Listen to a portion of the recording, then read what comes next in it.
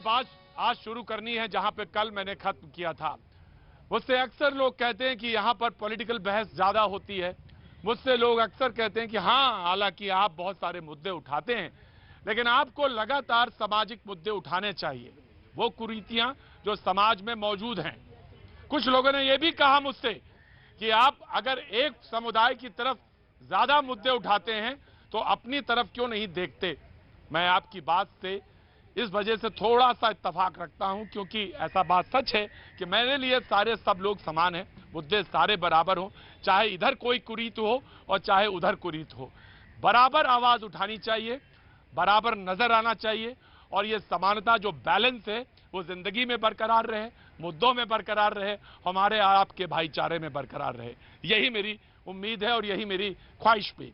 बहरहाल आज का जो मुद्दा है वो ये कि कल एक महिला यहां पे बिल्कुल इसी कोने पे खड़ी थी। वो मैंने उनसे आज बोला था जरूर आइएगा, लेकिन शायद नहीं आई, और मैं तो उम्मीद करता हूं भगवान कि उनकी बिटिया को वर मिल गया हो, पसंद आ गया हो और सब कुछ अच्छा हुआ हो। कल वो यहां आके रो रही थी इस बात पे कि मेरे 5 संतानें हैं, बताइए मुझे, और लड़की उनकी मल्टीनेशनल कंपनी में काम करती है, बिहार के वो रहने वाली थी, अपने हस्बैंड के साथ आई थी। हस्बैंड जो थे हार्ट के पेशेंट थे और कह रही थी, रोते हुए बोली यहां पर कल के शो में कि बताइए भ्रष्टाचार पर बातचीत हो रही है, आप लोग बड़े बड़े बातें कर रहे हैं, बड़े बड़े वायदे हो रहे हैं, लेकिन मुझे ये बताइए कि मेरी बेटी के लिए एक शख्स क्यों नहीं मिलता। इतने दहेज मांगा जाता है, कोई कहता 15 लाख, कोई कहता 10 लाख। बताइए हम कहां से लाएं ये दहेज। और बातें भ्रष्टाचार पे हो रही थी, और बात यह थी कि सरकारी कर्मचारियों को जबरन रिटायर किया जा रहा है। तो एक तरफ तो सब बहुत खुश थे कि वाह, अब हमारा देश जो है बिल्कुल भ्रष्टाचार मुक्त हो जाएगा, लेकिन जब बात आई दहेज लेने की तो सबकी बाहें खुली थी, सबकी जेबें खुली थी कि हाँ पैसा आ जाए। तो सवाल यह है कि हम कैसे दोहरे लोग हैं, कैसा दोहरा व्यक्तित्व रखते हैं।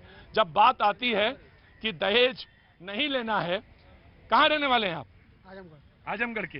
बोलने आए हैं आज? हाँ, बोल रहे हैं। क्या बोलेंगे आज आप? ये बताइए किस पे बोले? किस पे बोले? क्या आपको क्या महसूस होता है? इस देश के नागरिक तो है ना, मैं इतनी देर से क्या बता रहा था आपसे। दहेज पर आप बोल रहे हैं। हाँ, दहेज के मैटर भी है कि हर कौम में दहेज लिया जा रहा है और उसके लिए हर शख्स जिम्मेदार है। लेने वाला भी जिम्मेदार है, देने वाला दोनों जिम्मेदार है। लेने वाला और देने वाला दोनों जिम्मेदार है।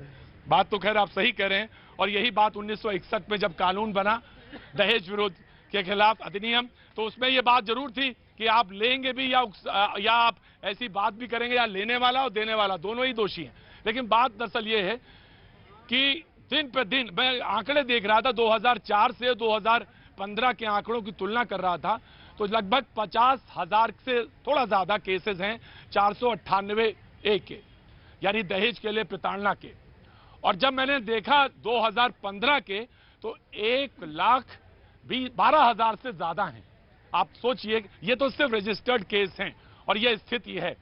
आप सोचते हैं कि इस मुद्दे पे कोई रोचकता नहीं है, कोई इसमें कोलाहल नहीं है, कोई इसमें हल्ला नहीं है, कोई बातचीत में कोई मजेदारी नहीं है, तो कैसे बात हो। दरअसल हम इस पे बात करना नहीं चाहते। दरअसल ये आपको छोटा मुद्दा लगता होगा, लेकिन उस महिला के आंसू देखिए जिसने मुझे यह बाध्य कर दिया कि मैं आज ये बातचीत करूं। हमारे साथ जो मेहमान यहाँ पे मौजूद हैं, मैं उनसे तारुफ कराना चाहूंगा। बरकत रहन हमारे साथ मौजूद हैं, सामाजिक कार्यकर्ता हैं, बहुत बहुत शुक्रिया। प्रोफेसर संजय कुमार हमारे साथ मौजूद हैं, बहुत बहुत शुक्रिया। वाई राखी हमारे साथ सामाजिक मुद्दों को उठाती रही हैं, आज ये हमारे साथ मौजूद हैं, बहुत बहुत शुक्रिया। नीतू डबास आज सामाजिक कार्यकर्ता के तौर पे हमारे साथ मौजूद हैं, हालांकि पॉलिटिकल पार्टी से आती हैं, बीजेपी से, लेकिन मैंने आज उनको बुलाया, बहुत बहुत शुक्रिया।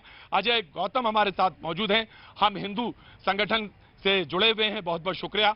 अनुजा कपूर हमारे साथ मौजूद हैं, वकील हैं जाने मानी और क्रिमिनल केसेस देखती रही, आज उनको हमने यहाँ पे बुलाया, बहुत बहुत शुक्रिया आप तमाम सारे लोगों का। आप तो कश्मीर से आते हैं, बहुत बहुत शुक्रिया।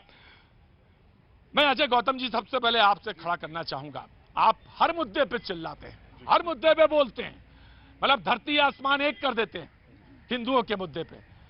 इस मुद्दे पे आपकी आवाज नहीं निकलती। दहेज लेना और दहेज लेने मांगने वाले इनके गुनाह जो हैं, इनकी तरफ आपकी एक भी आवाज नहीं निकलती।